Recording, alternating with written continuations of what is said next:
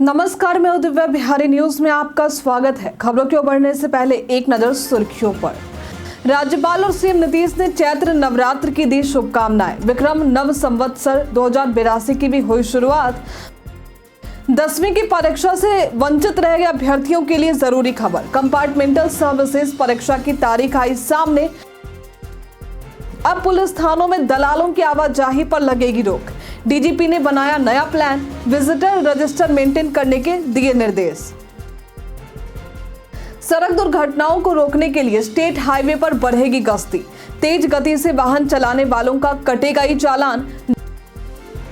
हार्दिक पांड्या पर बीसीसीआई ने लिया एक्शन। 12 लाख रुपए का लगा जुर्माना। जानिए क्या है मामला। चलिए बढ़ते हैं शाम तक की बड़ी खबरों की ओर विस्तार से। राज्यपाल और सीएम नीतीश ने चैत्र नवरात्र की दी शुभकामनाएं।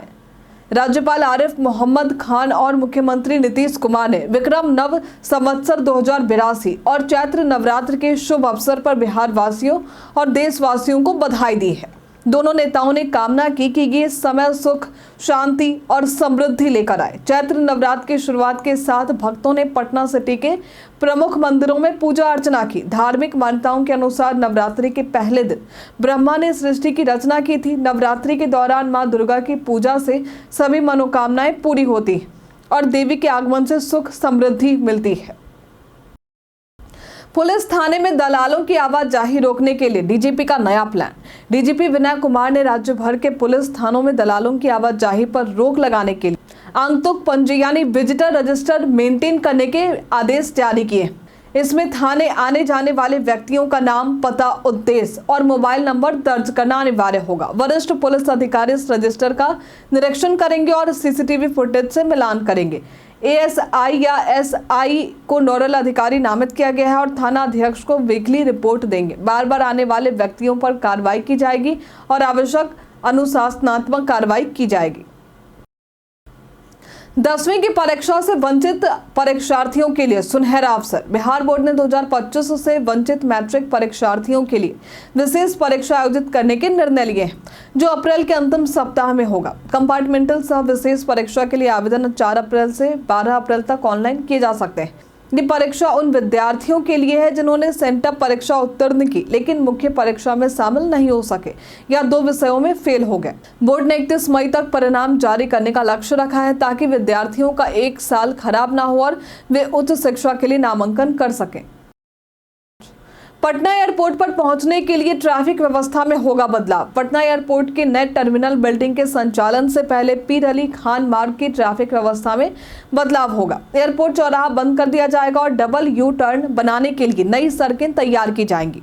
पथ निर्माण विभाग फुटपाथ तोड़कर सड़क चौड़ीकरण करेगा। नए टर्मिनल में 2 प्रवेश और 1 विकास द्वार होंगे जिससे जाम की स्थिति से बचा जा सके।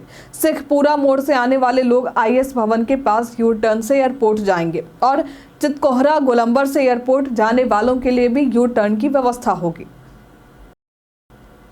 पटना विश्वविद्यालय छात्र संघ चुनाव में महिला उम्मीदवारों ने रचा इतिहास। पटना विश्वविद्यालय छात्र संघ चुनाव में महिला उम्मीदवारों ने रचा इतिहास। पटना विश्वविद्यालय छात्र संघ चुनाव में इतिहास रचते हुए महिला उम्मीदवारों ने प्रमुख पदों पर जीत हासिल की। मैथिली मृणाली ने अध्यक्ष पद जीत पर पहली बार महिला अध्यक्ष बनने का श्रेय प्राप्त किया। महासचिव पद पर निर्दलीय सलोनी राज ने 4274 वोटों के साथ सबसे बड़ी जीत हासिल की। कोषाध्यक्ष पद पर सौम्या श्रीवास्तव ने 2707 वोटों से जीत दर्ज की है। संयुक्त सचिव पद पर एनएसयूआई के रोहन सिंह ने जन सुराज की अनु कुमारी को हराया है। इससे पहले 2022 और 2019 में विभिन्न दलों ने जीत हासिल की थी जिसमें प्रमुख पदों पर पुरुष उम्मीदवार ही थे। सड़क दुर्घटनाओं को रोकने के लिए स्टेट हाईवे पर बढ़ेगी गश्ती। बिहार सरकार सड़क दुर्घटनाओं को कम करने के लिए स्टेट हाईवे पर पुलिस गश्ती बढ़ाएगी और तेज गति से वाहन चलाने वालों का ई चालान काटेगी। इसके लिए 58 नए इंटरसेप्टर वाहन खरीदे जाएंगे जो स्पीड गन और कैमरों से लैस होंगे। गृह विभाग ने 39.90 करोड़ रुपए की स्वीकृति दी है। इन वाहनों में वाईफाई, जीपीएस और वॉइस रिकॉर्डिंग जैसी आधुनिक तकनीकें होंगी। इसके अलावा वाहन मालिकों को 31 मार्च तक बकाया टैक्स छूट के साथ जमा करने का अवसर मिलेगा जिसमें एक मुश्त भुगतान पर ब्याज और अर्थदंड से मुक्ति मिलेगी। विद्यालय सहायक और परिचारी के पदों पर नियुक्ति के लिए नई नियमावली। बिहार शिक्षा विभाग ने विद्यालय सहायक और विद्यालय परिचारी के पदों पर नियुक्ति के लिए नई नियमावली तैयार की। ये नियुक्ति सेवा काल में निधन होने वाले शिक्षकों के निकटतम आश्रितों को दी जाएगी। वित्त विभाग की सहमति मिलने के बाद नियुक्ति प्रक्रिया शुरू होगी। लगभग 7,500 पदों पर नियुक्ति होगी, जिसमें चयन जिलाधिकारियों की अध्यक्षता में बनी कमेटी करेगी। विद्यालय सहायक और विद्यालय परिचारी के लिए अलग अलग योग्यताएं और चयन आधार तय किए गए। विभाग ने राज्य, नगर निकायों और पंचायती राज संस्थानों को नियुक्ति की कार्रवाई रोकने का निर्देश दिया है। राज्य के सभी शहरी निकायों में नए पार्कों का होगा निर्माण। बिहार सरकार ने पर्यावरण संरक्षण और इको टूरिज्म को बढ़ावा देने के लिए राज्य के सभी 261 शहरी निकायों में नए पार्कों का निर्माण करने का निर्णय लिया है। इस योजना का उद्देश्य ग्रीन जोन विकसित कर वायु गुणवत्ता सुधारना, स्थानीय जैव विविधता को संरक्षित करना और नागरिकों को हरे भरे स्थानों की सुविधा प्रदान करना है। पार्कों के निर्माण के लिए 5 एकड़ भूमि चिन्हित किए जाएंगे और जल जीवन हरियाली योजना से फंड मुहैया कराया जाएगा। इसके साथ ही वेंडिंग जोन बनाकर अतिक्रमण की समस्या भी कम की जाएगी, जिससे स्थानीय पर्यटन और रोजगार के अवसर बढ़ेंगे। अगस्त सितंबर में प्रदेश में बिजली की मांग का टूट सकता है रिकॉर्ड। बिहार के ऊर्जा सचिव पंकज कुमार पाल ने ईस्टर्न रीजनल पावर कमेटी यानी ERPC के अधिकारियों के साथ बैठक की, जिसमें राज्य में बिजली की बढ़ती मांग पर चर्चा की गई। अगस्त सितंबर तक ये मांग 9,000 मेगावाट तक पहुंच सकती है। विद्युत उत्पादन परियोजनाओं की प्रगति पर चर्चा करते हुए सरकार ने आवश्यक विद्युत क्रय व्यवस्था की बात की है। बिजली उपभोक्ताओं की सुविधा के लिए 30 से 31 मार्च को बिजली कंपनी के कलेक्शन काउंटर खुले रहेंगे। ऊर्जा सचिव ने बिहार में बिजली आपूर्ति की स्थिति सुधारने और औद्योगिक विकास को बढ़ावा देने का भरोसा जताया। बिहार की मरियम फातिमा ने एक बार फिर शतरंज में लहराया परचम। अखिल भारतीय शतरंज महासंघ और अखिल बिहार शतरंज संघ द्वारा आयोजित 12वीं नेशनल एमेच्योर शतरंज प्रतियोगिता शनिवार को समाप्त हुई। महिलाओं के 2000 रेटिंग वर्ग का खिताब बिहार की मरियम फातिमा ने जीता। प्रतियोगिता में कुल 6 खिताबों में से 3 बंगाल, 1 महाराष्ट्र, 1 पंजाब और 1 बिहार को मिला। समापन समारोह में ग्रैंड मास्टर प्रवीण थिप्से ने विजेताओं को 3 लाख रुपए की नगद इनामी राशि और ट्रॉफी से सम्मानित किया। समारोह में विनय तिवारी, महेंद्र ढकाल, धर्मेंद्र कुमार समेत कई प्रमुख व्यक्ति उपस्थित थे। बेगूसराय में हथकड़ी लगाए परीक्षा देने पहुंचे कैदी। बेगूसराय में हथकड़ी लगाए परीक्षा देने पहुंचा कैदी। बिहार के बेगूसराय में एक अजीब नजारा देखने को मिला, जब एक कैदी हिमांशु कुमार हाथ में हथकड़ी लगाए परीक्षा देने आया। ये घटना ललित नारायण मिथिला विश्वविद्यालय की BA पार्ट 3 की परीक्षा केंद्र पर हुई। हिमांशु को पुलिस सुरक्षा में अलग कमरे में परीक्षा देने की अनुमति मिली। ये लूट और जानलेवा हमले के आरोप में जेल में बंद था। प्राचार्य डॉक्टर गाजी इस्लाउद्दीन ने बताया कि परीक्षा कोर्ट के आदेश पर हो रही थी और हिमांशु को पुलिस के पहरे में परीक्षा देने की इजाजत मिली थी। पशुपति पारस ने चुनाव की तैयारी का किया आह्वान। राष्ट्रीय लोजपा प्रमुख पशुपति कुमार पारस ने पार्टी नेताओं और कार्यकर्ताओं से विधानसभा चुनाव की तैयारी में जुटने का आह्वान किया है। उन्होंने बताया कि पार्टी बिहार के सभी जिलों में यात्रा कर रही है और सभी 243 विधानसभा सीटों पर संगठन मजबूत किया जा रहा है। 14 अप्रैल को बाबा साहेब आम्बेडकर की जयंती पर पटना में विशाल कार्यक्रम आयोजित किए जाएंगे।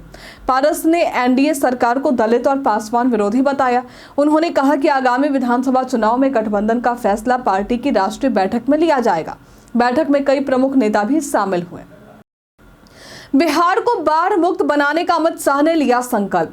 बिहार दौरे पर पहुंचे अमित शाह ने कहा कि बिहार का विकास देश के विकास के लिए जरूरी है और अगले 5 वर्षों में बिहार को बाढ़ से मुक्त करने का संकल्प लिया। उन्होंने बिहार को बजट में विशेष स्थान मिलने की बात की और विरोधियों की आलोचनाओं की परवाह न करने की सलाह दी। बिहार में चुनाव की तैयारी हो रही है और पार्टी नेताओं को जिम्मेदारियां दी जाएंगी। 14 अप्रैल को बाबा साहेब आम्बेडकर की जयंती मनाई जाएगी। भाजपा 6 अप्रैल को स्थापना दिवस मनाएगी और MISA बंदियों को सम्मानित करेगी। अमित शाह ने NDA के सभी उम्मीदवारों को कमल छाप का समर्थन करने की अपील की। कांग्रेस ने हर घर कांग्रेस का झंडा कार्यक्रम की शुरुआत की। कांग्रेस प्रदेश अध्यक्ष राजेश कुमार ने हर घर कांग्रेस का झंडा कार्यक्रम की शुरुआत की। इस कार्यक्रम के तहत पार्टी नेता और कार्यकर्ता शहरों और गांवों में घरों, दफ्तरों और गाड़ियों पर कांग्रेस का झंडा लगाएंगे। कांग्रेस का उद्देश्य बिहार में अपनी विचारधारा और ऐतिहासिक विरासत को फैलाना है। प्रदेश अध्यक्ष ने अपने घर और गाड़ी पर भी नया झंडा लगाया। इस अवसर पर कांग्रेस के कई वरिष्ठ नेता जैसे सुशील कुमार पासी, राजेश राठौर, मोतीलाल शर्मा और अन्य प्रमुख लोग मौजूद थे। हार्दिक पांड्या की इस गलती पर बीसीसीआई ने लिया एक्शन।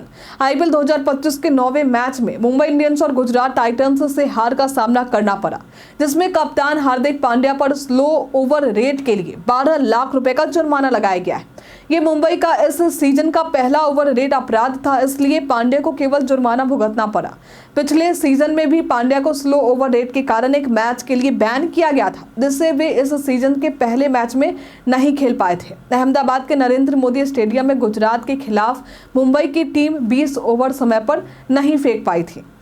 बीते दिन हमारे द्वारा पूछे गए सवाल का आप लोगों में से बहुत सारे लोगों ने अपना जवाब हमें हमारे कमेंट सेक्शन बॉक्स में लिख कर दिया है।